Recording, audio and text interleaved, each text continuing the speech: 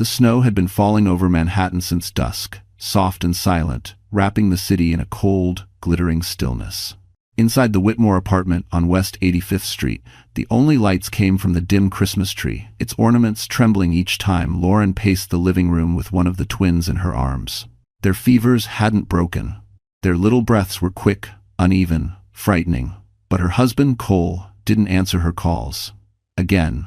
He had left hours earlier in his Mercedes, dressed in his tailored charcoal coat, saying he needed to meet investors. But Lauren knew that tone flat, impatient, already halfway out the door. She knew he wasn't going to a meeting. She had felt it in her bones for months. She had felt it every time he came home past midnight, smelling like expensive perfume that wasn't hers. At 11:47 p.m., her phone buzzed. A text. "Don't wait up. Big clients. Stay quiet so I can focus." Attached by accident, maybe, or maybe because arrogance made him careless, was a cropped photo. A reflection in a hotel mirror. A woman's exposed shoulder. A strand of long blonde hair. And Cole's hand on her waist. Lauren's heart didn't break. It simply stopped. Numbness rushed through her as the twins whimpered in their bassinet. A mother's exhaustion, a wife's last thread of hope, both snapped at the same moment. She walked to the bedroom, desperate for something to steady her breathing, and that's when she saw it. A small Tiffany box tucked in Cole's coat pocket. Inside was a delicate necklace, pearls and diamonds far beyond anything he had ever bought her. The receipt read, "To Sierra, Christmas Eve." Her fingers trembled, her lips parted, but she made no sound. Outside, the wind howled. Inside, something inside Lauren shifted into place, quiet, firm, irreversible. When dawn finally crept over Manhattan, Cole stumbled through the front door, humming, smug, smelling of champagne and betrayal. He dropped his keys on the counter and called her name like nothing was wrong. But the apartment was silent. The twins were gone. Lauren was gone. Only a single note sat on the kitchen table. And when Cole read it, his smug smile vanished instantly. It said, "Merry Christmas, Cole. This time, you won't find us. Thanks for watching." And just as he lunged for his phone, he saw the hallway camera light blinking, recording everything he never intended the world to see. Lauren Whitmore had once imagined her 30s would be calm morning coffees, a job she didn't hate, a husband who kept his promises, and a home filled with the soft sounds of children's laughter. But somewhere between reality and the life she'd dreamed of, she lost herself without even noticing. The woman staring back from the bathroom mirror most mornings wasn't the bright, hopeful girl from Ohio. She was pale, exhausted, and stretched thin physically, emotionally, financially. At 30, Lauren worked at a customer service hotline for a tech support center in Midtown. It wasn't glamorous, but it paid enough for groceries and diapers when Cole didn't freeze the joint account to teach her about budgeting. She used to be confident, witty, charming, but months of juggling newborn twins, sleepless nights, and a husband who snapped at her for the smallest things had hollowed her out. She had learned to shrink herself, to speak softly, to apologize even when she wasn't wrong. Her pregnancy had been difficult from the start. Complications, early contractions, weeks on bed rest. Cole wasn't there for any of it. Too much pressure at work, he claimed. She believed him back then. She believed everything he said, even when her gut screamed something else. And after the twins, her postpartum anxiety wrapped around her like a tightening rope, one she never admitted to anyone. She pushed through every panic attack alone, whispering to herself, "Just breathe, Lauren. Just keep breathing." Her only moments of peace came during late nights when the babies finally slept. She would sit by the window with a warm blanket draped around her, watching the city lights flicker over the snowy sidewalks below. Sometimes she imagined packing her bags, walking out the door, starting over somewhere quiet, somewhere safe, somewhere she didn't feel invisible. But then reality reminded her she had nowhere to go. Her father had passed away years earlier. Her mother, lost in the fog of early dementia, lived in assisted care. There was no one left. And Cole used that. He knew she had no safety net. He liked being the one who decided everything, the bills, the schedules, the money, the mood of the household. If she cried, he called her dramatic. If she questioned him, he said she was insecure. If she asked for help, he reminded her she was lucky he stayed after the twins. She tried to justify him. She told herself the long nights at the office were for their future. She blamed the distance between them on stress, But deep down, she knew better. She'd seen the lipstick smudge on his collar weeks before Christmas. She'd smelled perfume on his jacket that wasn't hers. She'd found strange charges on the credit card under female names he brushed off as client expenses. She wasn't naive. She was just scared to confront the truth. Still, even in her weakest moments, Lauren loved fiercely her babies, her family, the home she tried to hold together. A quiet resilience simmered beneath her gentleness. She didn't know it yet, but that resilience was about to become her greatest weapon. Because behind her tired eyes and trembling hands, a fire waited, one that only needed one more spark. And that spark came the moment she discovered where Cole had really been on Christmas Eve. The moment that would transform Lauren from a trembling wife into a woman who finally refused to be broken. Manhattan during Christmas had a way of making people believe in magic. Strings of golden lights draped across Fifth Avenue, the air smelled of roasted chestnuts, and tourists moved like slow waves beneath the towering skyline. But for Lauren Whitmore, Manhattan had never felt colder or more unforgiving than it did that December. Their apartment sat on West 85th Street, inside a well-maintained pre-war building with marble floors, quiet hallways, and a doorman who always smiled politely but never long enough to seem sincere. From the outside, it looked like the perfect home for a young family, warm lights behind tall windows, wreaths hanging on doors, the faint echo of jazz playing from some neighbor's stereo. Inside, however, it felt more like a museum of a life she never truly belonged to. The living room was modern, sleek, curated entirely by Cole to impress coworkers during the occasional wine and networking nights he insisted on hosting. A gray sectional, untouched throw pillows, a glass coffee table that was too sharp for babies, and a giant flat screen mounted above a faux fireplace that only glowed when Cole wanted ambience. It wasn't a home, it was a showroom. Lauren's touches, soft blankets, baby toys, framed photos were kept to a minimum because Cole said it made the place look cluttered. Even the Christmas decorations were chosen to match his preferred palette: silver, navy, and white. Cold colors. Sterile, pretty, but empty. The tree itself was beautiful, towering almost to the ceiling, but Lauren felt like an outsider standing next to it. Yet Manhattan wasn't just the apartment. The city itself was a character in her life, both comforting and cruel. She'd sit at the window most nights, watching taxis glide past the snow-covered sidewalks, imagining all the people heading somewhere warm, somewhere safe. Sometimes she longed to be one of them, someone whose life wasn't measured in unanswered calls and silent dinners. Nearby stood the buildings that defined Cole's world. Stonebridge Capital headquarters on Park Avenue, with glass walls that reflected the city lights like armor. Cole walked those hallways like he owned them, his Montblanc pen clipped to his suit pocket, his ambition echoing off every polished surface. Just a few blocks away, the Lancaster Suites Hotel rose above the skyline, a symbol of luxury, warmth, and power. Christmas wreaths hung on its revolving doors, and the lobby smelled faintly of cedar and cinnamon. Lauren had only been inside twice when she helped coordinate an event years ago, but she remembered the feeling, like stepping into a different universe, one where people weren't invisible. Ironically, that hotel would soon become the place she escaped to. The harsh winter had also turned Manhattan's streets into icy pathways. Snow coated the curbs, slush soaked through boots, and cold wind whipped past her face each time she stepped outside. With newborn twins, the city became even more treacherous. Every errand was a battle. Every doctor's appointment felt like a trek through a frozen maze. Yet, something about Manhattan kept her breathing. Maybe it was the quiet hum at night, maybe the glow of street lamps against snow, or maybe the knowledge that millions of people around her were fighting their own battles too. But what Lauren didn't know, what she couldn't yet imagine, was that this very city, so vast and indifferent, was about to witness the night she disappeared with her twins.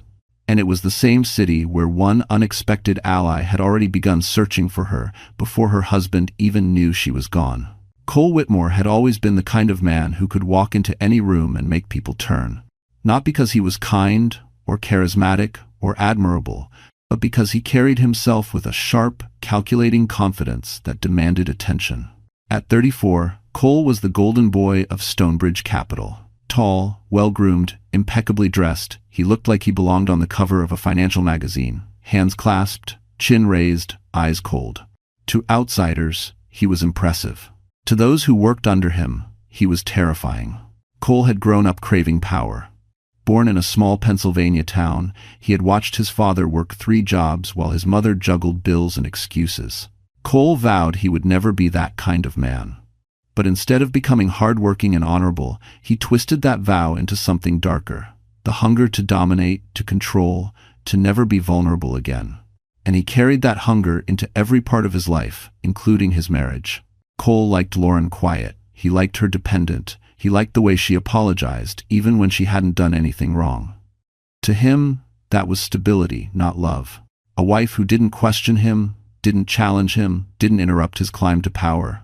But the truth was, Cole had grown bored of that version of stability long ago. When Sierra Hale joined Stonebridge, young, ambitious, intoxicatingly confident, Cole felt something he hadn't felt in years. Ego. She fed it constantly. Compliments. Laughter. Late-night drinks. "You deserve someone who matches your level," she whispered once during an after-hours meeting, her hand brushing his. It didn't take long for Cole to take the bait. In Sierra, he saw what he wanted the world to believe about him. Desirable, successful, irresistible. He showered her with expensive gifts, hidden credit card charges, quick wire transfers, and that Tiffany necklace he bought on Christmas Eve. He justified everything by telling himself he was owed. This after the stress of work and fatherhood. Who would blame him? Certainly not Sierra, who played her role perfectly. But what Cole didn't know, what he couldn't imagine, was that Sierra wasn't with him out of love. She had her own reasons, her own agenda, and her own secrets. She had been recording their conversations. She had kept every message, every gift receipt, every slip of arrogance he spilled after too many whiskeys. She wasn't loyal. She was collecting leverage. Still, Cole walked through his life as if he was invincible. In the office, he barked orders with that clipped, condescending tone that made junior staff shrink. He slammed doors during conference calls, snapped at interns for minor errors, and pretended not to see the fear he created. And yet, whenever executives were near, he transformed into a smooth-talking professional with the charm of a politician on camera. At home, he dismissed Lauren's exhaustion as drama, her concerns as nagging, her emotions as hormones. He told himself he was a good provider. He had no idea he was already losing everything. The night he left Lauren and the twins alone on Christmas Eve, he didn't feel guilt. He felt freedom slipping into a black Mercedes, heading toward the Plaza Hotel with Sierra on his arm. But Cole's downfall had already begun. Because every cruel word, every lie, every betrayal was building a trail he'd soon have to answer for. And when he returned home that morning, calling Lauren's name with annoyance rather than affection, he had no idea what awaited him. He had no idea his entire world had already vanished, just like his wife and twins. The sun was barely rising when Cole stormed through the apartment, his shoes echoing sharply against the hardwood floors. "Lauren," he barked, irritation tightening his jaw. "You're being ridiculous. Where are the kids?" His voice carried a mix of annoyance and entitlement, never fear, never concern. But the silence that greeted him was thick, absolute, unnatural. He searched every room. The nursery, the bathroom, the living room, even the tiny laundry closet. Nothing. The twins' blankets were gone, their diaper bag, Lauren's coat, her phone charger. Only her wedding ring, placed carefully on the counter, hinted that she'd made a decision, not a mistake. But Cole's panic didn't truly strike until he stepped into the building lobby. The doorman looked up from his desk. "Morning, Mr. Whitmore. Your wife left around 4. She had 2 infants with her." Cole stiffened. "She left? With both babies? At 4 in the morning?" She looked shaken. The doorman continued gently, but determined. "She refused help." Cole clenched his jaw. A small crowd of tenants waiting for holiday deliveries glanced over, sensing tension. He hated that being watched, judged, whispered about. He forced a smile. "My wife's a little dramatic. I'm sure she's visiting a friend." But his voice cracked on the last word.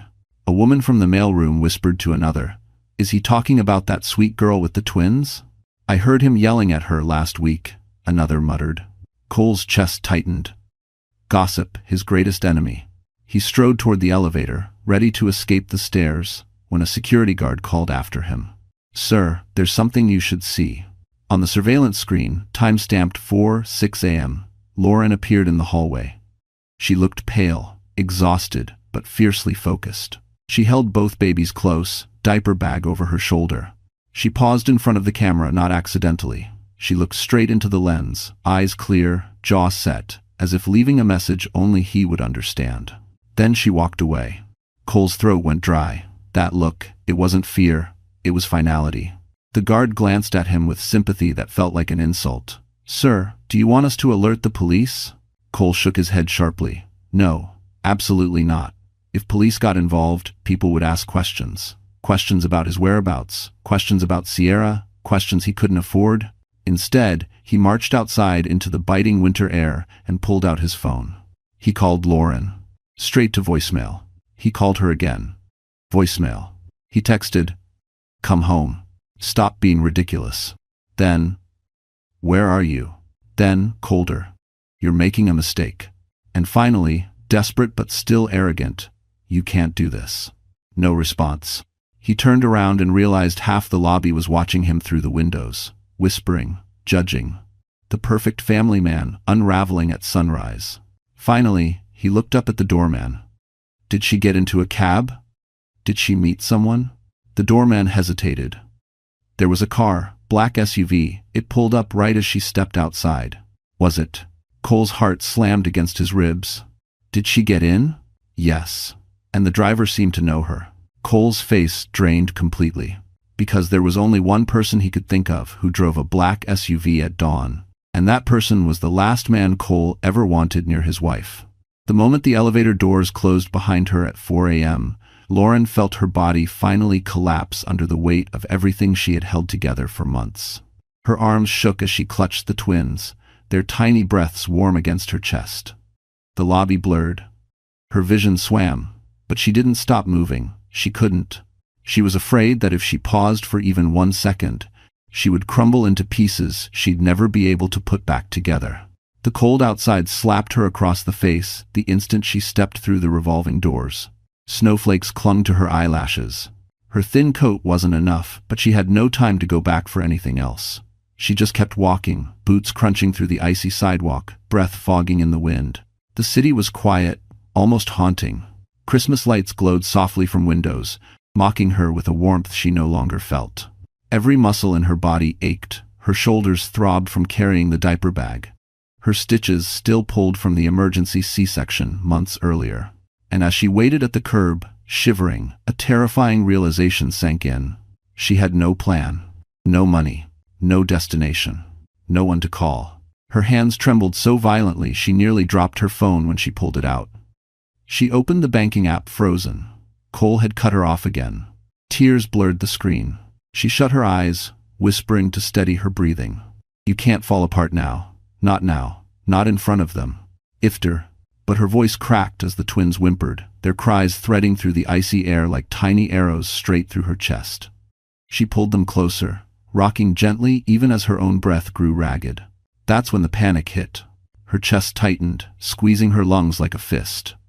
Her vision dimmed at the edges. Her hands went cold, then numb. She couldn't swallow. Couldn't breathe. The world tilted dangerously. She gripped the stroller handle to stay upright. "Not now," she gasped. "Please, not now." A car passed. Someone glanced her way but didn't stop. Mother with newborns in the snow? Not their problem.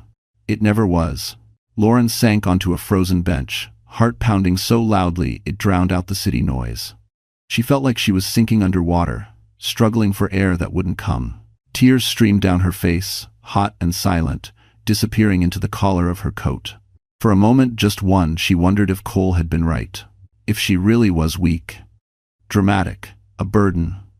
Maybe she couldn't survive on her own. Maybe she should have stayed. Endured. Pretended. Then one of the twins let out a small, sharp cry, a sound drenched in need and innocence. And Lauren felt something inside her snap back into place. Not strength. Not yet, but something close to instinct, survival, motherhood in its rawest form. She stood, legs shaking, and forced herself forward, one breath at a time. But before she could take 10 steps, headlights cut through the falling snow. A black SUV approached slowly, stopping in front of her. The window rolled down, and a deep, calm voice she recognized from years ago spoke softly through the cold air. "Lauren, get in. You and the babies need warmth." Her breath caught. Her heartbeat stalled. Because the man inside wasn't a stranger. It was Evan Lancaster, and his appearance on that street would change everything Lauren thought she knew about her future. Lauren hesitated before stepping into the SUV. Snowflakes clung to her lashes, her breath trembling as she held the twins close. Evan Lancaster leaned over from the driver's seat, his expression calm but urgent. He wasn't smiling, he never smiled when something was wrong, but his eyes held a steadiness that pulled her back from the edge of panic. "Come on," he murmured. "They're freezing." She slid into the warm car, the heat wrapping around her like a blanket she didn't know she needed. Evan reached back, adjusting the rear heater vents toward the twins' faces with careful precision. He moved with the ease of someone who thought before he acted, something Lauren wasn't used to. Finally, he looked at her. "You shouldn't be out here alone." Tears burned her eyes, and she swallowed hard. I didn't know where else to go. "I can't. You don't need to explain yet," he said softly, "but you do need rest." For a moment, silence stretched between them, thick with unspoken history. She had met Evan 3 years earlier, long before the twins, when she helped coordinate a charity gala for Lancaster Sweets. He was intimidating back then, still was now, but he had treated her with an odd kindness she never forgot. He remembered details. He listened. And when he complimented her work, she didn't feel small. She felt seen. She assumed he forgot her. But when he said her name back in the snow-covered street, something in his voice told her he never had. The car eased onto the avenue. Lauren shivered, gripping the diaper bag. "I shouldn't be here. Cole, he'll lose it when he finds out." Evan's jaw tightened. "I know." She blinked. "You know?" He didn't answer immediately. Instead, he handed her a folded sheet of paper from the console. She hesitated, then opened it, and her breath froze. It was an internal Stonebridge report, a confidential one. Highlighted in yellow were Cole's signatures authorizing a series of unauthorized fund transfers, money routed through fake client events and PR expenses. Money that didn't add up. Lauren's pulse thundered. What is this?" "Evidence," Evan said calmly, "of fraud, and he's been under quiet investigation for months." Her throat tightened. "Fraud? Cole?" Evan nodded. "Your husband is in deeper trouble than you know. The company has been building a case, but last week, things escalated. And yesterday," he hesitated. "Yesterday what?" Her voice barely a whisper. "Yesterday, someone leaked documents tying Cole to a major financial breach, enough to bury him. We just don't know who."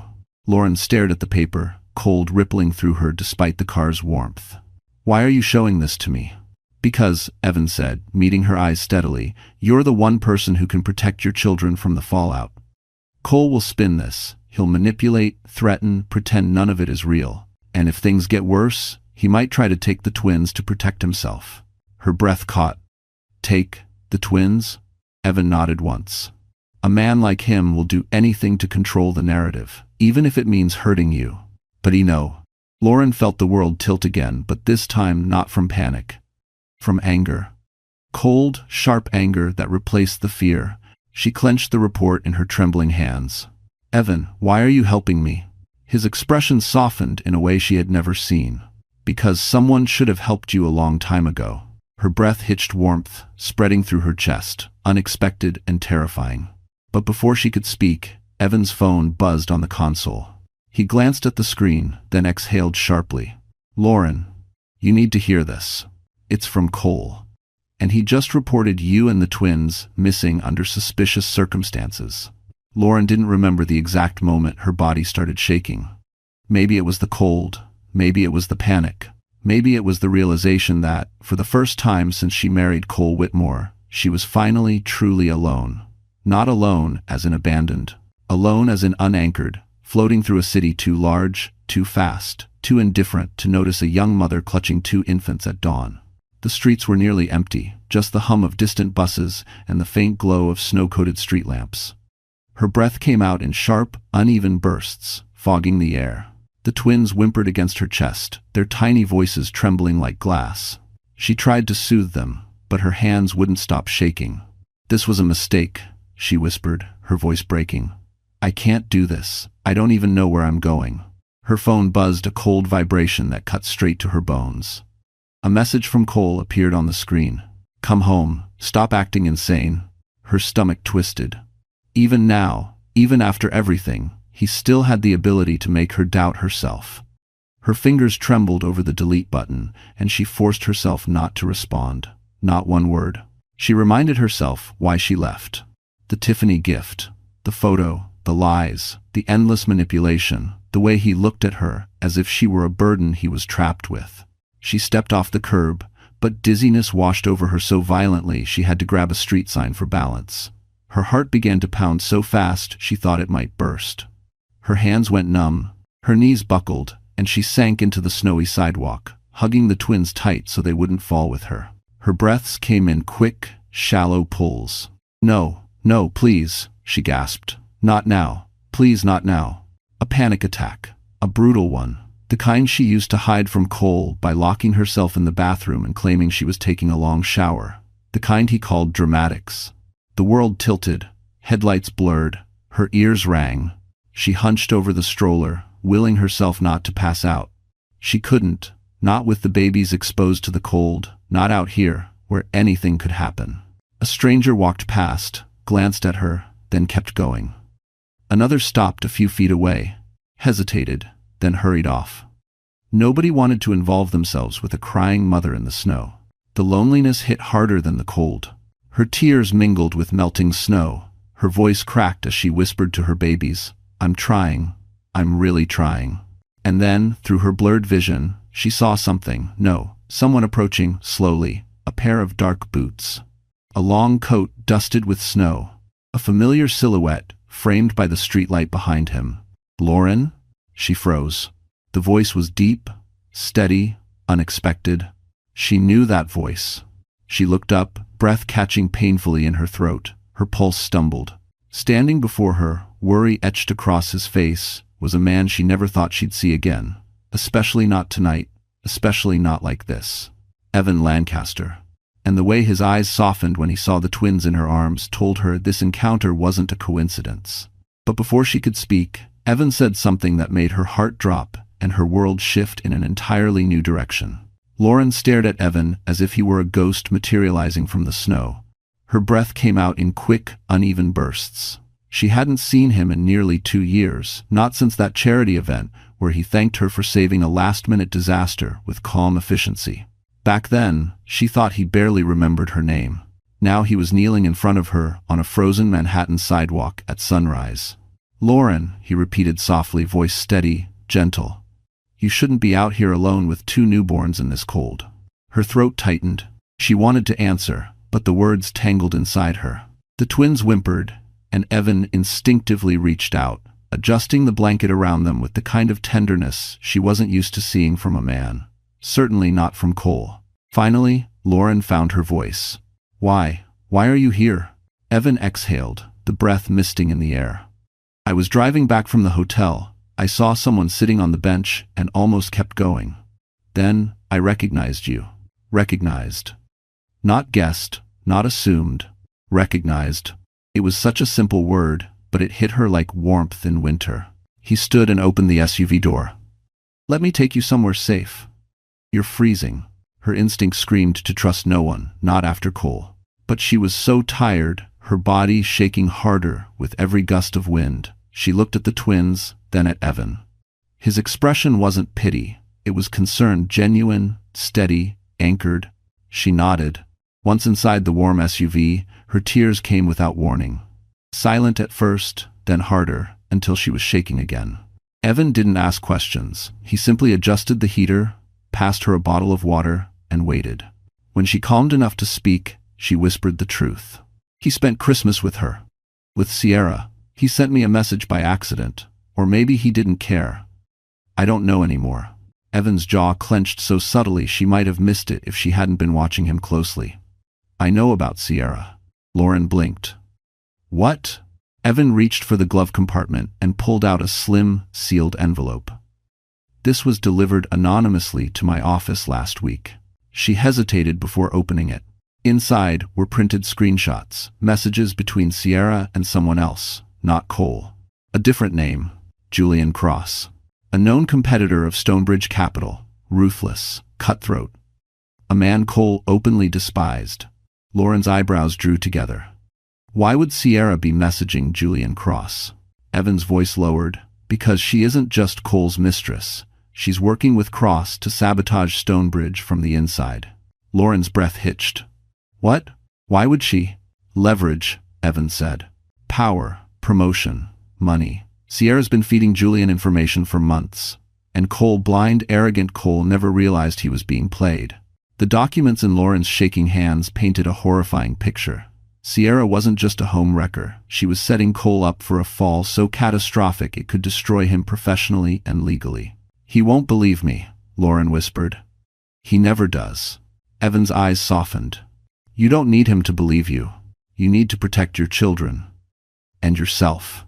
Before she could answer, Evan's phone lit up with a new message. He read it, then drew a slow breath. You should prepare yourself, Lauren. She stared at him, heart pounding. For what? Evan turned the screen toward her. A breaking news alert glowed bright in the dim SUV. Stonebridge Capital executive Cole Whitmore under internal investigation for financial misconduct. Lauren's blood ran cold. And the next message on Evan's phone was even worse, because it had Cole's name and hers. Lauren had never stayed in a hotel as elegant as the Lancaster Suites, let alone stepped into one holding 2 infants while wearing the same clothes she'd worn through an entire night of heartbreak.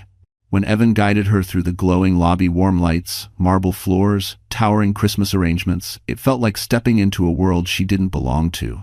A world too polished, too calm, too far from the chaos she'd escaped. But for the first time in months, Lauren didn't feel small. She felt sheltered. A staff member hurried toward them the moment they stepped inside. Mr. Lancaster, the suite is fully prepared. Suite? Her eyes widened, but Evan gently touched her arm. Let me help tonight. Tomorrow we'll figure out everything else. If Wido.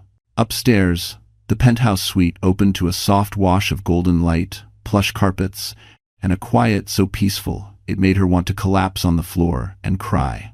Evan carried the twin stroller inside and dimmed the lights to avoid waking them. You're safe here, he said softly. Cole won't find you. Something in Lauren's chest loosened at those words. It was the first time in months she felt shielded instead of exposed. She took a slow breath. Evan, I can't stay here for long. I don't want to cause trouble. You're not causing trouble. His voice was gentle but unwavering. You're surviving. And survival isn't something to apologize for. The words hit her unexpectedly hard. She turned away to hide the tears forming, walking toward the window overlooking the snowy city below. The skyline stretched endlessly, beautiful, intimidating, alive. A version of Manhattan she'd forgotten existed. Evan placed a softbox on the counter behind her. I brought something for you. She looked inside. Essentials, warm clothes, a phone charger, toiletries, formula for the twins, a soft robe, slippers. Things she hadn't even realized she needed until she saw them. I didn't know your sizes, he said awkwardly. The staff helped. For the first time that night, Lauren felt a small, fragile smile tug at her lips. She showered, really showered for the first time in days. Hot water washed over her skin, melting away layers of fear and exhaustion. She changed into the warm robe, brushed out her damp hair, and stared at her reflection in the mirror. She didn't recognize the woman there. But she wasn't the broken version of herself either. This woman had survived the cold, survived betrayal, survived leaving. She wasn't strong yet, but she was no longer falling apart. When she stepped back into the living room, Evan looked up from the twins' bassinets. His eyes softened, not with pity, but with something steadier. Respect, recognition, quiet admiration she wasn't sure she deserved. You look. He paused, searching for the right word. Like someone who finally remembered she matters. Her breath trembled. No one had said something like that to her in years. She sank onto the sofa across from him. Evan, why are you helping me? Really? He hesitated, then spoke with honesty that made her pulse quicken. Because I've watched too many good people get crushed by men like Cole, and because he stopped, clearing his throat. Because I should have helped you the first time. I realized something was wrong. Her brows knit. What do you mean? The first time? Evan didn't answer. Instead, he reached into his jacket and placed a sealed envelope on the table between them. There's something I need to tell you. Something I should have said years ago. Lauren stared at the envelope, her heart pounding so loudly she swore he could hear it. And when she finally reached for it, Evan whispered the one sentence that would turn her entire world upside down. The morning of the Stonebridge Winter Gala was cold enough to freeze the Hudson, but inside the Lancaster Suites penthouse, Lauren's resolve burned with a clarity she had never known before. She wasn't the terrified woman who'd run through the snow clutching 2 infants. She wasn't the wife who apologized for things that weren't her fault. She wasn't the woman Cole had controlled, diminished, or dismissed. She was someone new. Someone rebuilt from the ashes. Evan had spent the last 2 days gathering evidence, emails, expense reports, Sierra's hidden messages, internal audits Cole thought no one would ever see. Lauren had spent those same days recovering, stabilizing, and preparing.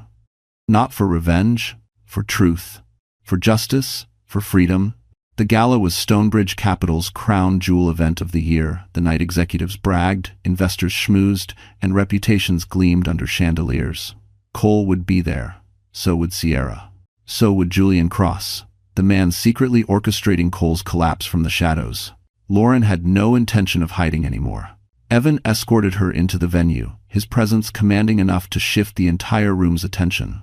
People whispered, pointed, tried to figure out who she was, this quiet woman walking beside one of Manhattan's most respected CEOs. Lauren kept her chin high, her heartbeat steady. Across the room, Cole turned. His eyes widened, his smirk vanished. His champagne flute tilted dangerously in his hand. Lauren? His voice cracked across the noise of the ballroom. Sierra stiffened beside him, clutching her glittering clutch. Julian Cross, just a few steps away, paused mid-conversation, eyes narrowing with interest. Cole stormed toward her. What are you doing here? Where are the kids? What? Evan stepped between them with calm authority. The twins are safe, something you should have ensured long before now. Cole's face reddened. Stay out of my marriage. You lost that privilege, Evan replied coldly, when you abandoned your wife and the mother of your children on Christmas Eve. Murmurs rippled through the ballroom. Heads turned, phones lifted discreetly. Lauren took a step forward, her voice steady. You reported me missing to protect yourself, not because you cared. Cole's jaw ticked. You're unstable, Lauren. You ran off with the twins. I ran because you lied, because you humiliated me, because you didn't care if your own children were freezing.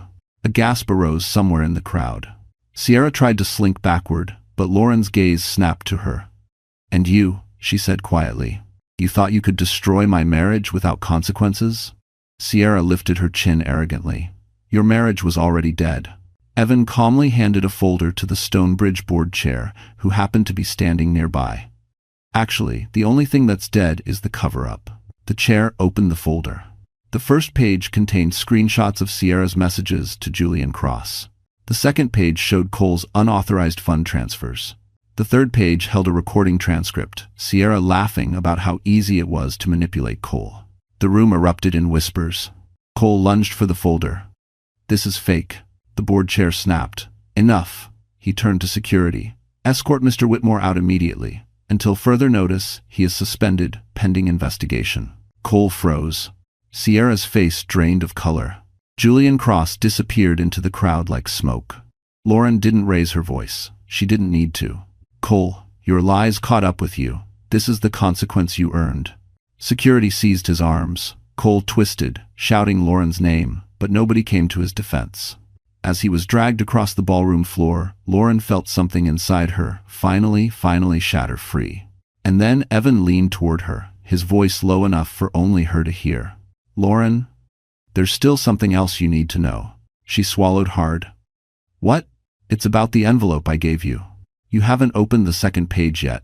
Lauren stood in the center of the ballroom, long after Cole had been dragged out, long after Sierra disappeared behind a wall of reporters, and long after the board members retreated into crisis meetings. The music had stopped. Conversations dimmed. But the eyes, hundreds of them, remained on her. Not with pity, not with judgment, with respect. It was a feeling she scarcely recognized. For years, Lauren had lived in the shadows of her own life, shrinking herself so others wouldn't feel uncomfortable. She apologized for her existence, her needs, her exhaustion, her tears. Cole had called it weakness, immaturity, instability. He made her believe she was unworthy of anything better. But now, standing in the golden glow of the chandeliers, something inside her rose tall, unshaken, luminous. She inhaled slowly, letting that feeling expand in her chest. Evan stepped beside her, not in front of her, not to speak for her, but to stand with her. And that alone told Lauren she had stepped into a new chapter of her life, one built on equality instead of fear. Softly, he said, "Look around you." She did.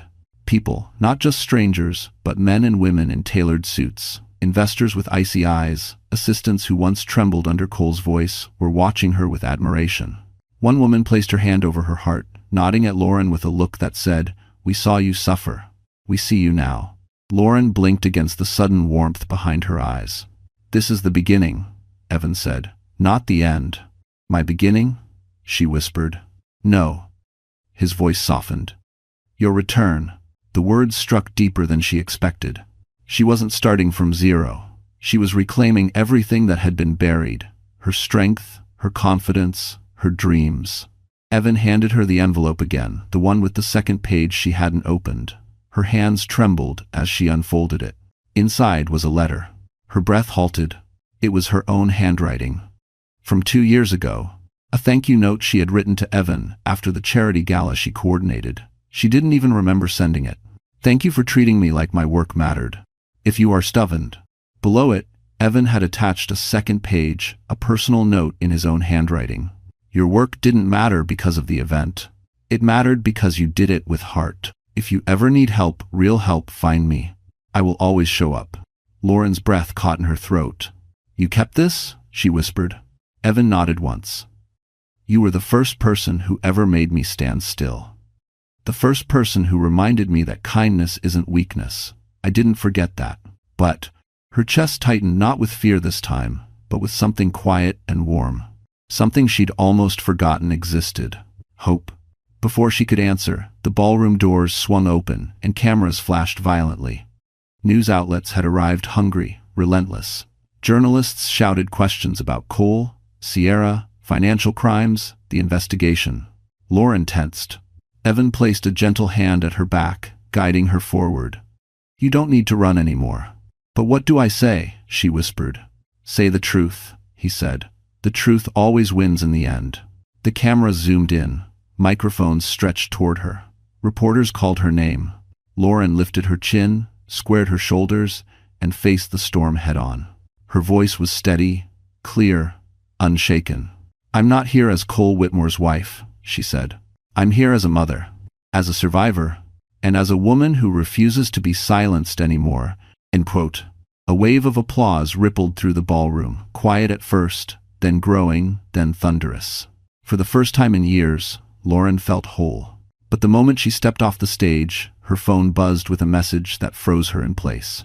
"Lauren, it's urgent. You need to see what Cole did next." And Lauren stood in the center of the ballroom, long after Cole had been dragged out, long after Sierra disappeared behind a wall of reporters, and long after the board members retreated into crisis meetings. The music had stopped. Conversations dimmed. But the eyes, hundreds of them, remained on her. Not with pity, not with judgment, with respect. It was a feeling she scarcely recognized. For years, Lauren had lived in the shadows of her own life, shrinking herself so others wouldn't feel uncomfortable.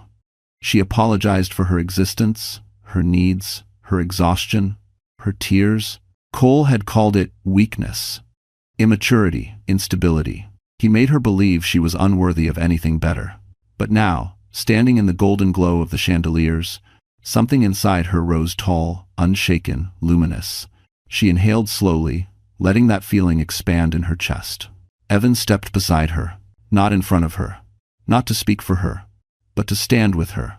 And that alone told Lauren she had stepped into a new chapter of her life, one built on equality instead of fear. Softly, he said, "Look around you." She did. People, not just strangers, but men and women in tailored suits, investors with icy eyes, Assistants who once trembled under Cole's voice were watching her with admiration. One woman placed her hand over her heart, nodding at Lauren with a look that said, "We saw you suffer. We see you now." Lauren blinked against the sudden warmth behind her eyes. "This is the beginning," Evan said, "not the end." "My beginning?" she whispered. "No." His voice softened. "Your return." The words struck deeper than she expected. She wasn't starting from zero. She was reclaiming everything that had been buried, her strength, her confidence, her dreams. Evan handed her the envelope again, the one with the second page she hadn't opened. Her hands trembled as she unfolded it. Inside was a letter. Her breath halted. It was her own handwriting. From 2 years ago. A thank you note she had written to Evan after the charity gala she coordinated. She didn't even remember sending it. "Thank you for treating me like my work mattered. Everyone." Below it, Evan had attached a second page, a personal note in his own handwriting. "Your work didn't matter because of the event. It mattered because you did it with heart. If you ever need help, real help, find me. I will always show up." Lauren's breath caught in her throat. "You kept this?" she whispered. Evan nodded once. "You were the first person who ever made me stand still. The first person who reminded me that kindness isn't weakness. I didn't forget that. If it dollars rind." Her chest tightened, not with fear this time, but with something quiet and warm. Something she'd almost forgotten existed. Hope. Before she could answer, the ballroom doors swung open and cameras flashed violently. News outlets had arrived hungry, relentless. Journalists shouted questions about Cole, Sierra, financial crimes, the investigation. Lauren tensed. Evan placed a gentle hand at her back, guiding her forward. "You don't need to run anymore." "But what do I say?" she whispered. "Say the truth," he said. "The truth always wins in the end." The camera zoomed in. Microphones stretched toward her. Reporters called her name. Lauren lifted her chin, squared her shoulders, and faced the storm head-on.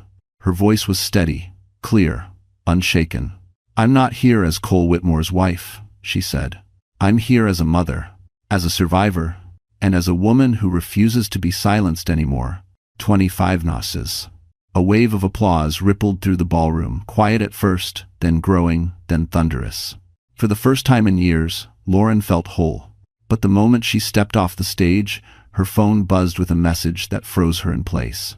"Lauren, it's urgent. You need to see what Cole did next." Lauren stepped into the quiet hallway of the gala venue, her phone still buzzing in her hand. She swallowed hard before answering, her heart pounding against her ribs with a pressure she hadn't felt since the night she left home. "Lauren, it's Officer Raymond," the voice said, calm but urgent. "We need to speak with you immediately. It's regarding your husband." Her breath caught. "Cole? What happened?" "I can't discuss details over the phone." "Where are you right now?" Evan gently took the phone from her, speaking with the steadiness she didn't yet have. "This is Evan Lancaster. She's with me. We're still at the Stonebridge Gala." There was a short pause. "I know who you are, Mr. Lancaster. Please keep her safe. We're sending 2 officers to your location now." The call ended. Lauren's pulse quickened. "Safe? From what? What did Cole do?" Evan placed a reassuring hand on her shoulder. "Whatever it is, we'll face it together." But Lauren felt anything but calm. As they walked toward the lounge for privacy, the murmur of reporters echoed faintly behind them. Her phone buzzed again, this time a text notification. "Unknown number. You think you've won? You have no idea what's coming." Her blood ran cold. The message was too deliberate, too pointed to ignore. She handed the phone to Evan, who read it, jaw tightening. "Cole," he muttered. "He's unraveling." But before Evan could say more, the double glass doors swung open, and 2 uniformed officers entered the hallway.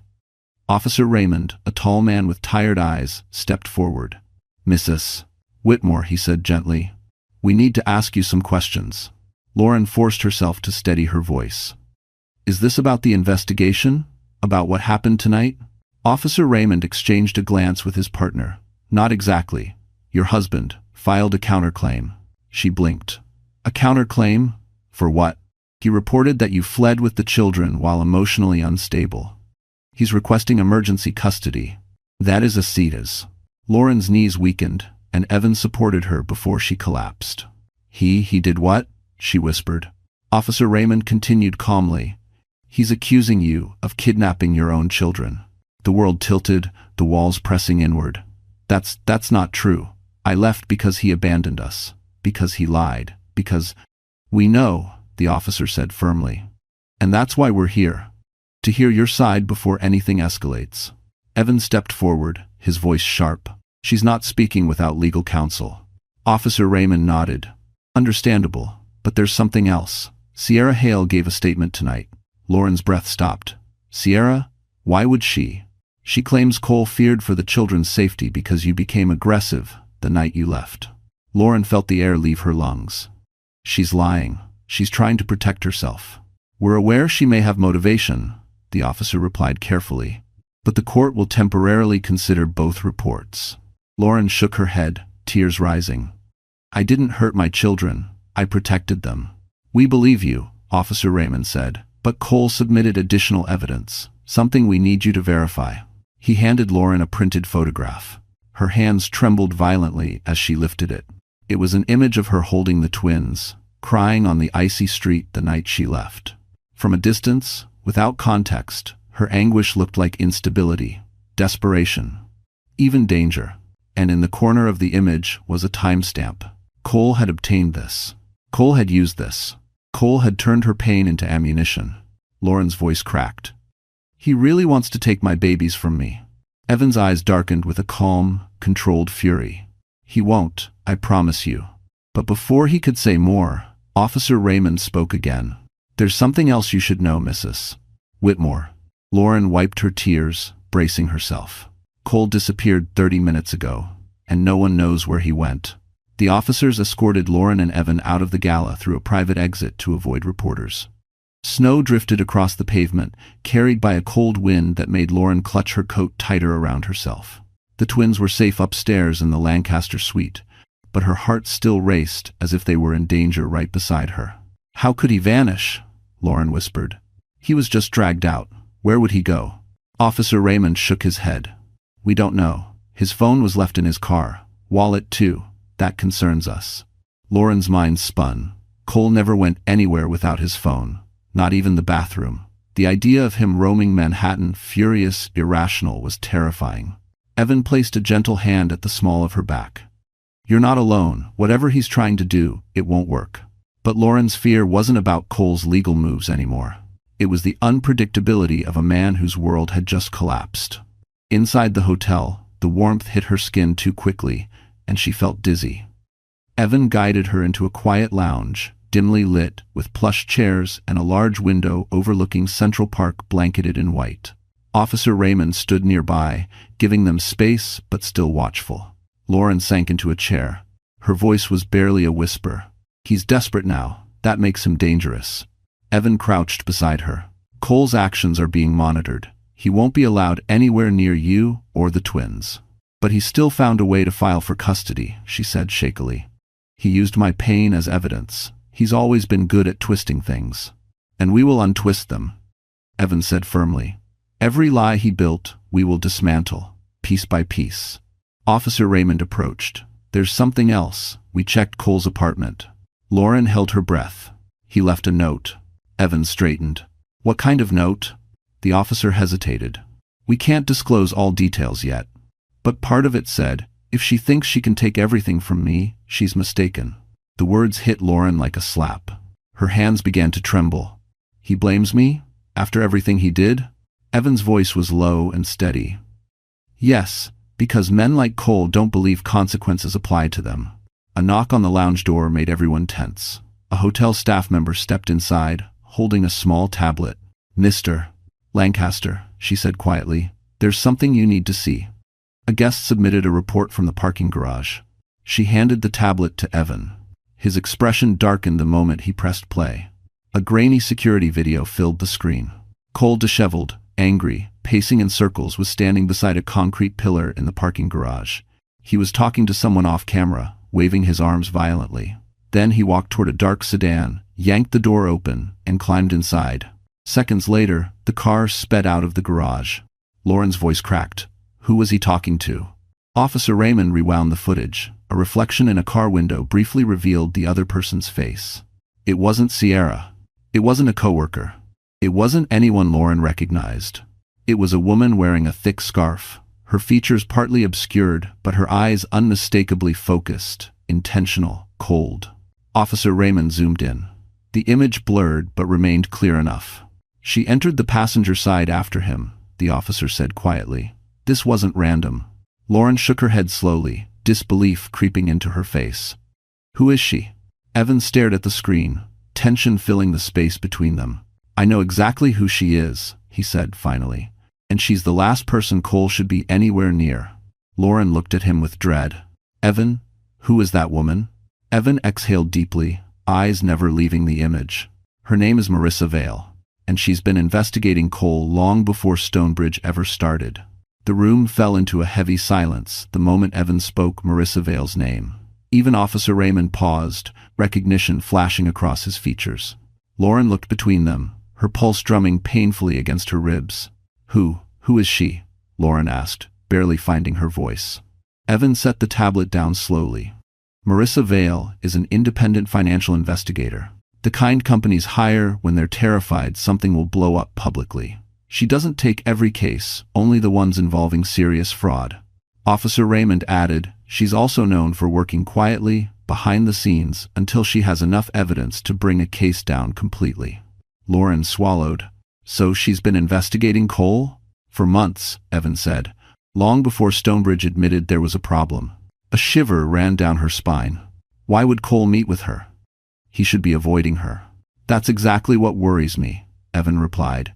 If Cole knows he's about to lose everything, he might be desperate enough to negotiate, manipulate, or worse. Lauren pressed a trembling hand to her mouth. You think he's trying to bargain or hide evidence? Officer Raymond sighed. We don't know. But what we do know is that Marissa Vale rarely meets subjects of her investigations face to face, unless the situation has escalated beyond professional boundaries. Lauren looked back at the frozen frame of Marissa, sliding into the sedan beside Cole. Then why now? Before anyone could answer, the lounge doors opened, and a hotel staff member rushed in. Mr. Lancaster Security picked up something on the street cameras. Evan took the folder she handed him and flipped it open. Inside was a series of photos, time-stamped less than 15 minutes prior. They showed the dark sedan from the garage pulling over near a run-down industrial block on the edge of Manhattan. The neighborhood wasn't dangerous, but it was notoriously deserted at night, especially in winter. Lauren frowned. Why would they go there? Officer Raymond scanned the images. That area houses old storage units, closed offices, and a few abandoned warehouses. A chill crawled up Lauren's spine. That sounds like the last place someone should be meeting. It's the kind of place someone goes when they don't want to be seen, Evan said, or when they plan to do something they can't take back. Lauren felt a wave of nausea. You think Cole might hurt her? No, Officer Raymond said. Marissa Vale is too cautious for that. She wouldn't put herself at risk. But Cole? He might be grasping at any lifeline he can find. And if Retcher, or, Evan added quietly, she's there to warn him, the investigation is no longer in his favor. Lauren felt dizzy again. I need to know what's happening. I need to know what he's planning. Evan gently placed a hand on her shoulder. You will, but you don't go anywhere near Cole, not until we're sure it's safe. She nodded, though her chest felt tight. The twins. They're safe upstairs, Evan reassured. Protected, watched. Lauren inhaled shakily, grounding herself. But then Officer Raymond's radio crackled. Unit 6, we found something. The sedan registered to Cole Whitmore just re-entered Manhattan. Unknown direction. Officer Raymond's eyes snapped up. They're back. Lauren's breath stilled. Where is he going now? Before he could answer, the radio crackled again urgently this time. Unit 6, be advised. The sedan stopped near Lancaster Suites. The driver exited. It appears to be Marissa Vale. Evan straightened sharply, and she's headed toward the main entrance. Lauren's heart lurched violently. She's coming here? Officer Raymond moved toward the door. We need to intercept her before she reaches anyone. Lauren tried to stand, but her legs trembled.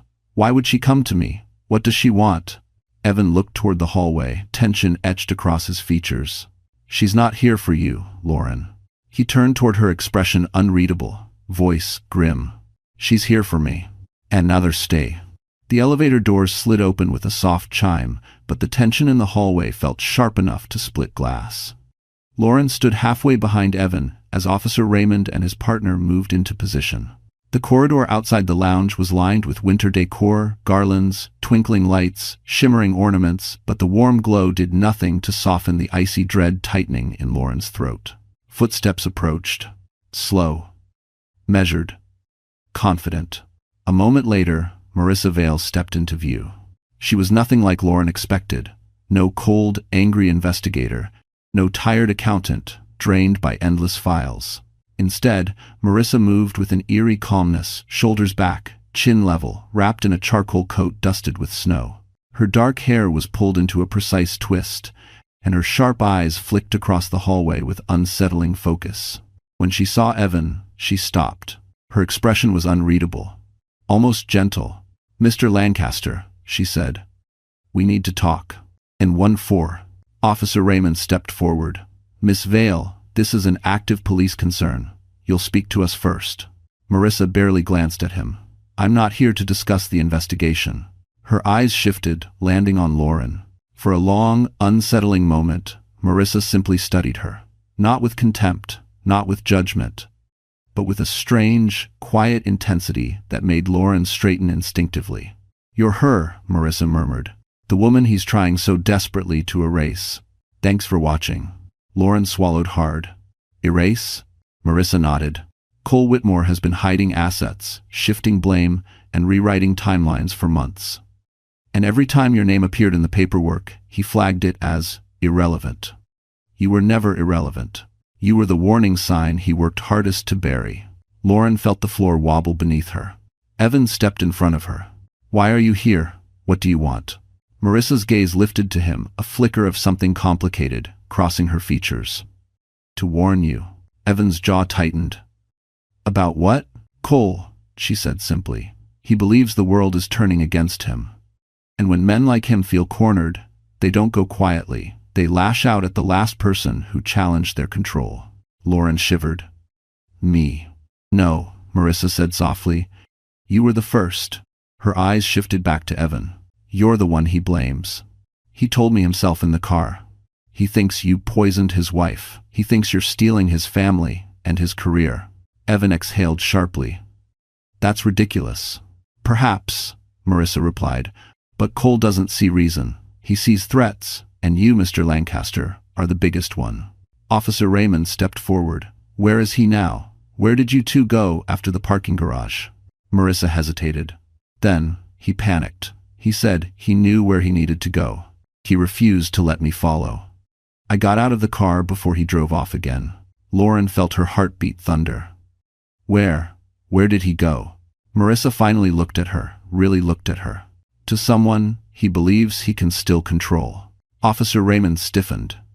"Do you mean the children?" "No," Marissa said quickly. "He doesn't know where the twins are. He never asked."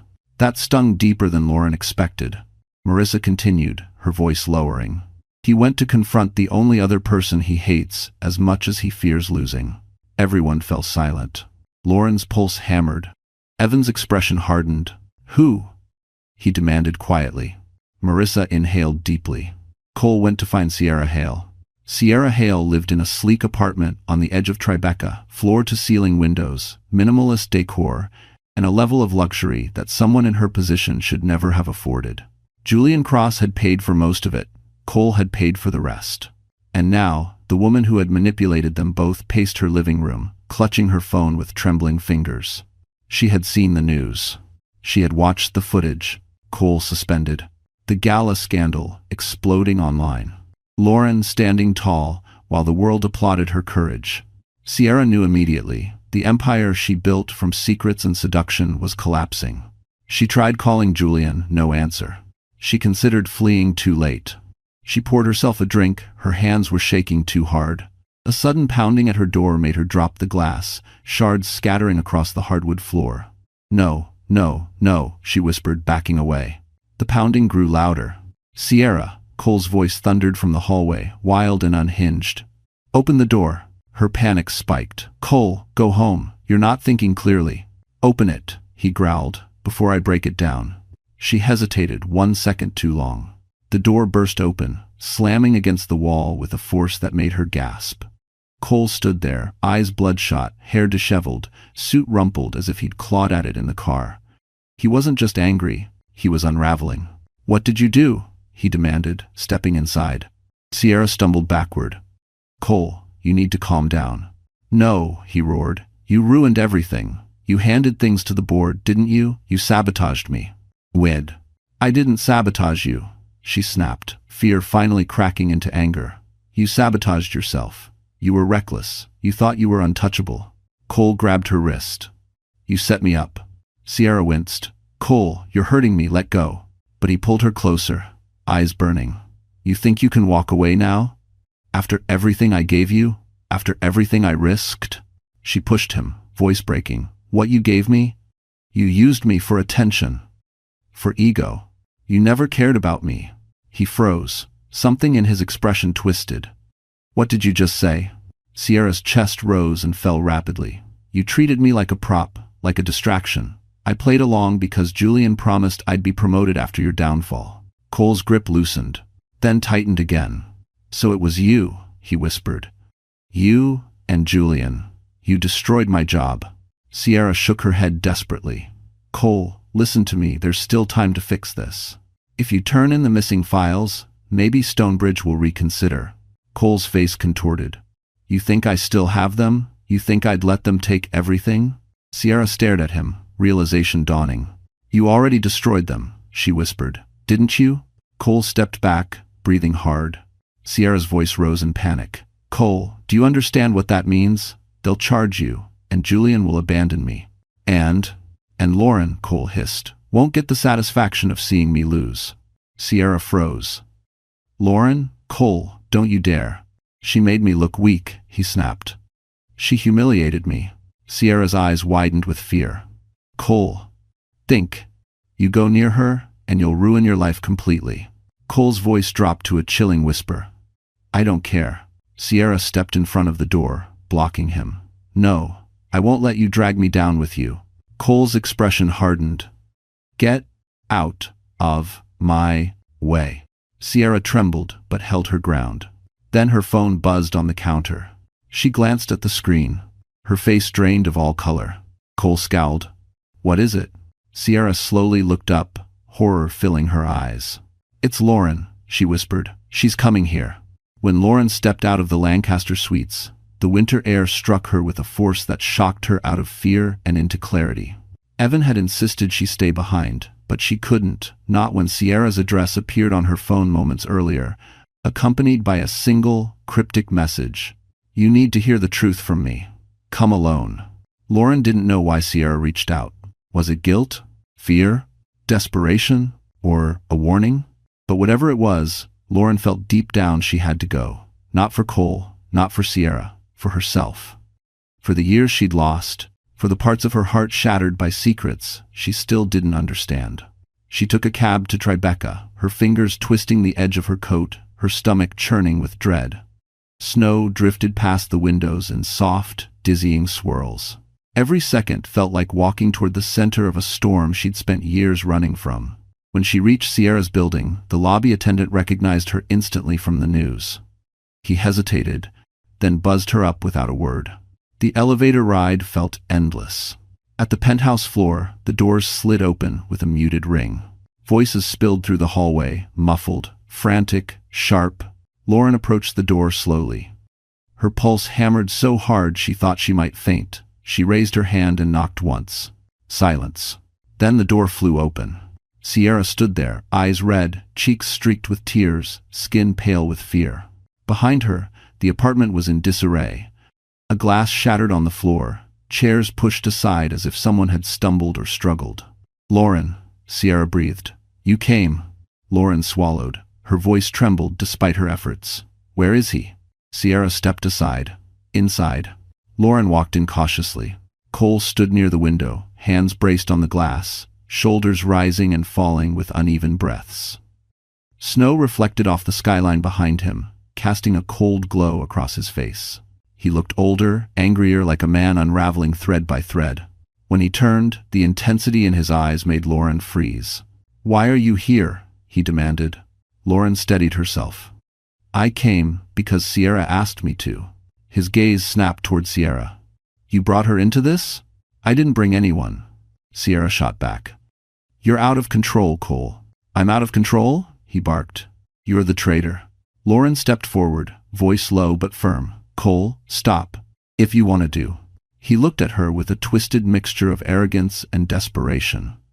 You think you can walk back into my life with cameras and applause and pretend you're innocent?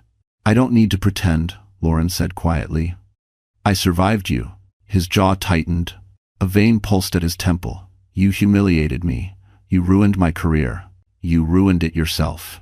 You turned everyone against me. You did that on your own. Cole's breath grew ragged. You think Evan Lancaster cares about you? You think he's your savior? He's using you, Lauren. Just like Sierra used me. Just like everyone uses everyone. Lauren shook her head slowly. No, Cole, not everyone. He stepped closer, too close. You think you can take the twins? You think I'll let you destroy me? Lauren didn't step back. You destroyed yourself the moment you stopped caring about your family. Sierra spoke suddenly, voice cracking. Cole, tell her the truth. Dacian. Cole's head snapped toward her. Shut up. Tell her, Sierra shouted. Tell her what you told me in the car. Lauren felt her stomach drop. Cole, what did you say? He didn't answer. Sierra whispered, trembling. He said he didn't care if he lost everything, as long as you didn't win. Lauren felt the air leave her lungs. I loved you, she said softly. And you hated me for surviving you. Cole's face twisted. Lauren. A sharp knock jolted all three of them. Officer Raymond's voice boomed from the hallway. Open the door, now. Cole froze. Sierra gasped. Lauren turned slowly toward the entrance, dread climbing her spine. And when the door burst open, it wasn't the police who stepped inside, it was someone they never expected. When the door burst open, Lauren instinctively stepped back, bracing herself for Officer Raymond, or worse, more chaos. But the figure standing in the doorway wasn't a police officer, nor a threat. Instead, a tall woman with gentle eyes and snow tangled in her dark scarf stood facing them, her breath heavy from climbing the stairs. Emily? Sierra whispered, stunned. What are you doing here? Lauren's heartbeat stuttered. She recognized the name. Emily Calder, Sierra's older sister. The one Sierra had claimed hadn't spoken to her in years. The one who supposedly disapproved of everything Sierra did. But the woman in the doorway wasn't cold or distant. She looked determined. I came, Emily said, stepping inside without hesitation, because I'm done watching from the sidelines. Cole blinked, taken off guard. Who are you? Emily ignored him, turning instead towards Sierra, her sister looking suddenly very small under her gaze. You called me, Emily said softly. You told me everything. Sierra's chin quivered. I panicked. I didn't know who else to turn to. It's comment. You did the right thing, Emily replied, brushing a strand of hair behind Sierra's ear with surprising tenderness. Then her expression hardened, shifting into something fierce. But now, the truth needs to be said. All of it. She stepped forward, positioning herself between Sierra and Cole, her presence unexpectedly protective. Lauren watched, breath caught in her chest. Cole scoffed. This is ridiculous. Stay out of it. This is between us. Emily turned slowly, her eyes sharp as glass. No, Cole. This concerns every life you've harmed, including mine. Lauren frowned. Yours? Emily took a deep breath. Cole wasn't just cheating with Sierra. He was lying to her, too, manipulating her, using her vulnerabilities to make himself feel powerful. Sierra swallowed hard. Emily. But Emily continued. He made promises, false ones, so Sierra would help him cover up questionable transfers. He told her he'd protect her career if she backed him. He pushed her into Julian Cross's circle because he knew she needed the financial security. Lauren stared at Cole in disbelief. You used her to hide your own crimes? Cole's face reddened. You don't understand anything. Sierra knew exactly what she was doing. No, Emily cut in sharply, her voice cracking with anger. She didn't. She thought you cared. She thought you were her chance to escape the life she grew up in. Sierra's eyes filled with tears. Emily, stop. Lauren stepped forward. Sierra, is this true? Sierra's facade finally broke. She nodded slowly. I made terrible choices. I let greed get to me, but Cole, he knew my weaknesses. He made me believe we were building something. I didn't realize, he was building a trap. Cole barked a humorless laugh. "You're all pathetic." Emily turned to him, her voice trembling but strong. "And you're done." At that moment, Officer Raymond reappeared behind Emily, breathless. "We tracked Cole's sedan again," he said urgently. "It's double parked downstairs. That means backup is on the way." Cole stiffened. "You can't arrest me without proof." Raymond's eyes narrowed. "We have more than enough now." Panic flickered in Cole's expression for the first time. But before anyone could react, he lunged not at the officers, not at Sierra, but at Lauren. Everything happened fast. Emily shoved Sierra aside. Raymond reached for his cuffs. Lauren stumbled backward, and Evan, breathless from sprinting up the stairs, burst into the room just as Cole grabbed Lauren's arm. "Lauren!" Evan shouted. Lauren gasped, her fear twisting into something sharp and painful. Cole tightened his grip, and Evan's voice thundered across the apartment. "Let her go now." The room erupted the moment Evan's voice shattered through the air. Cole froze mid-movement, Lauren's wrist still in his grip. For a second, no one breathed. No one blinked. The tension was so sharp, it felt like the entire apartment was holding itself upright on a thread. "Let her go." Evan stepped forward, each word cutting through the panic like steel. Lauren could feel her own heartbeat crashing against her ribs.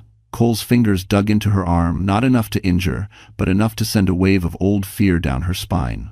His eyes were wild, unfocused, the eyes of a man who no longer recognized consequences. "She ruined my life," Cole hissed, tightening his grip. "She took everything from me." Lauren gathered every piece of courage she had rebuilt these past days. Her voice was steady, but filled with the undeniable truth of someone who had finally reclaimed herself. "I didn't take anything from you, Cole. You lost everything because you chose to." Cole flinched, as if the words physically struck him. Officer Raymond moved cautiously from the doorway. "Mr. Whitmore, release her now. This is your last warning." But Cole wasn't listening. His eyes stayed locked on Lauren, a storm of anger and desperation twisting inside him. "You were supposed to stay," he muttered. "Stay home. Stay quiet. Stay loyal." Lauren stared back, unbroken. "I stayed for too long." Evan stepped closer. "This ends now, Cole. The investigation, the lies, the threats. You don't get to control her anymore." Cole's eyes flicked toward Evan, full of hatred. "You think you're better than me?" "No," Evan said quietly. "I think Lauren deserved better than you." The words snapped something inside Cole. He lunged. Not at Evan, at Lauren. But Evan reacted first, pulling Lauren back, shielding her with his body. Officer Raymond surged forward, grabbing Cole's shoulders, but the man fought with the frantic strength of someone who saw his life slipping through his fingers. "Stop resisting," the officer barked. Sierra screamed. Emily pulled her away. The apartment erupted into chaos, shouts, scuffling, the thud of bodies hitting furniture. Lauren's knees trembled, but Evan kept her upright. "Are you okay?" he asked, breathless. She nodded, though her heart was still racing uncontrollably. Cole twisted wildly under the officer's grip. "You think this is over? You think you can replace me?" he snarled at Lauren. "You're nothing without me." Lauren stepped forward. Not in fear. In resolution? "That was true once," she said softly. "Not anymore." Her voice, calm, unwavering, seemed to pierce through the frenzy. Cole's struggles slowed, his chest heaved, his face contorted into something almost broken. "You were supposed to love me," he whispered. Lauren felt something inside her settle, peace, firm and final. "I did, but love without respect becomes survival, and I refuse to spend the rest of my life surviving you." For the first time, Cole stopped fighting. He sagged against the officer's hold, his gaze flickering between Lauren and Evan as if searching for a version of the world that still existed. But it was gone. Everything he thought he controlled, everything he thought he owned, everything he thought he could bend, had slipped through his hands. Officer Raymond signaled to his partner, "Cuff him." The metallic click echoed like the closing of a chapter. Cole lowered his head, breath trembling. Lauren exhaled shakily, her entire body numb. Evan squeezed her shoulder gently. "It's over." But before Lauren could respond, before she could process the relief or the exhaustion, Raymond's radio crackled sharply. "Unit 3. Urgent update. The judge has issued an emergency ruling regarding custody of the children." Lauren's breath caught. The officer exchanged a look with Evan, then turned to her. "Mrs. Whitmore, the court just made a decision that changes everything." "I haven't so." For a moment, Lauren couldn't hear anything but the pounding of her own heart. The room around her blurred the officers, Sierra, Emily, even Evan's steady presence, all fading beneath the weight of Raymond's words. "Mrs. Whitmore, the court has issued an emergency ruling regarding the children." Her breath caught painfully. "What kind of ruling?" Raymond pulled a folded document from his jacket, the paper marked with the court's seal. "Given tonight's events, combined with the evidence gathered, including the footage of Mr. Whitmore's behavior." Cole jerked against the officers, restraining him. "Don't you dare!" Raymond ignored him. "The judge has granted you temporary sole custody of the twins." Lauren's knees nearly buckled. Evan caught her elbow, steadying her as relief rushed through her in a wave so overwhelming she had to close her eyes. "Sole custody?" she whispered. "Yes," Raymond said gently.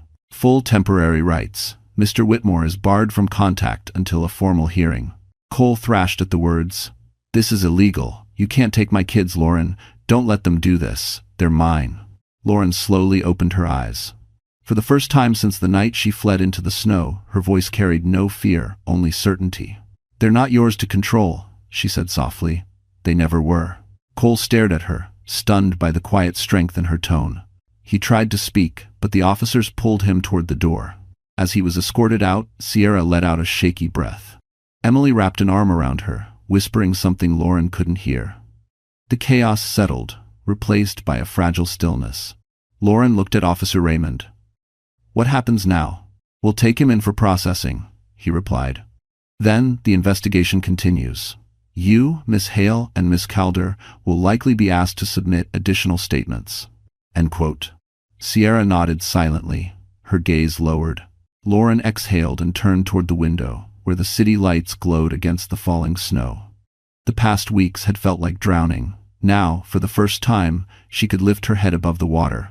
But her relief was cut short when Raymond spoke again. "There's one more thing." Lauren turned to him carefully. "What is it?" Raymond hesitated. "The judge wants you moved somewhere private until the hearing. Somewhere secure. This case, it's high profile now."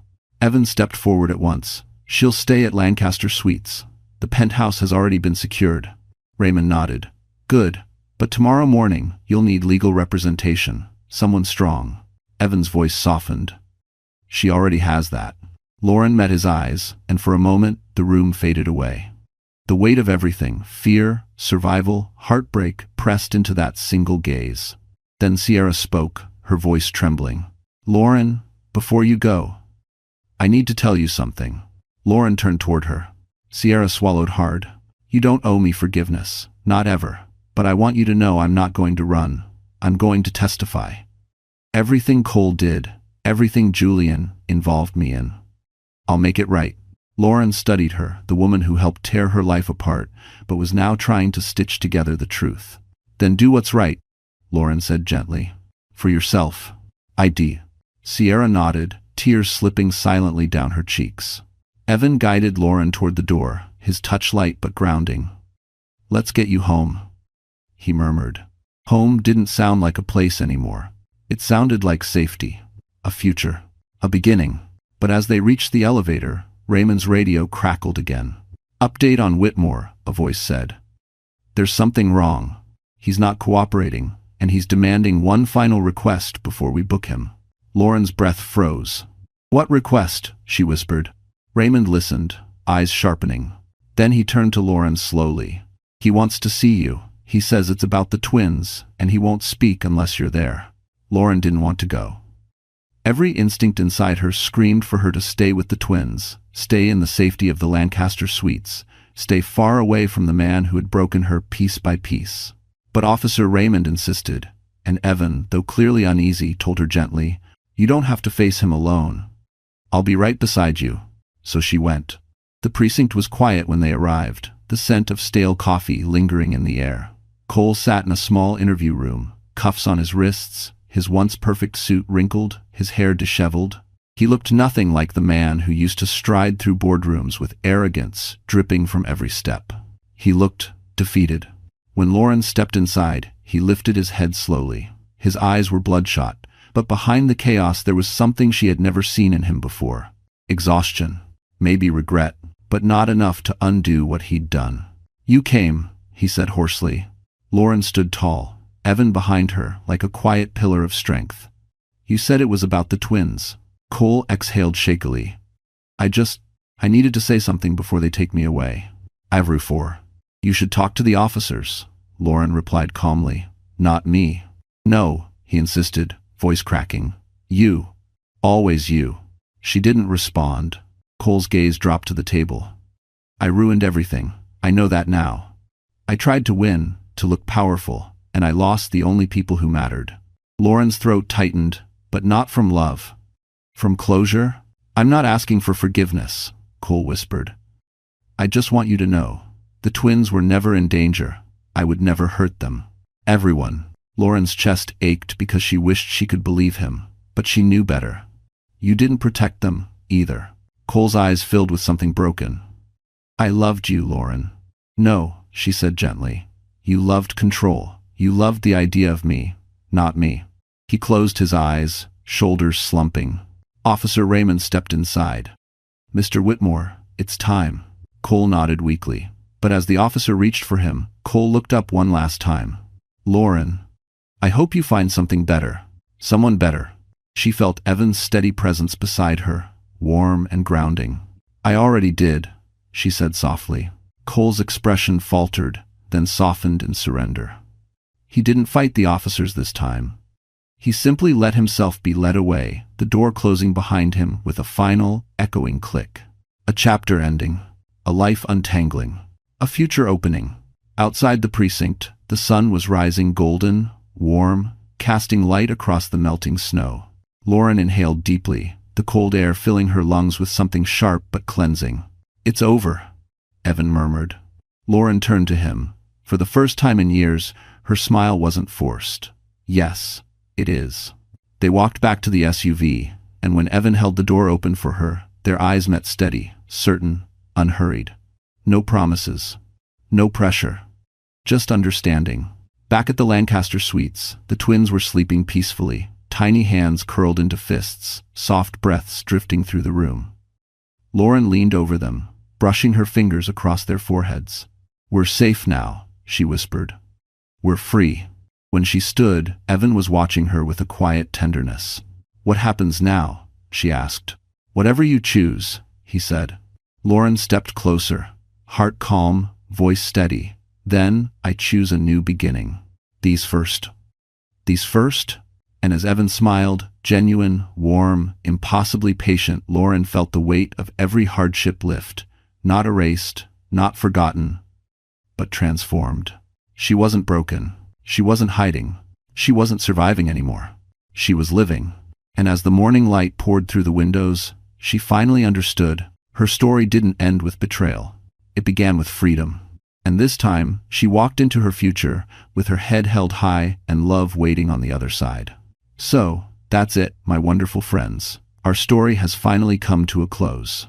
And if you're still here with me right now, listening until the very last moment, then something in Lauren's journey must have touched your heart in its own quiet way.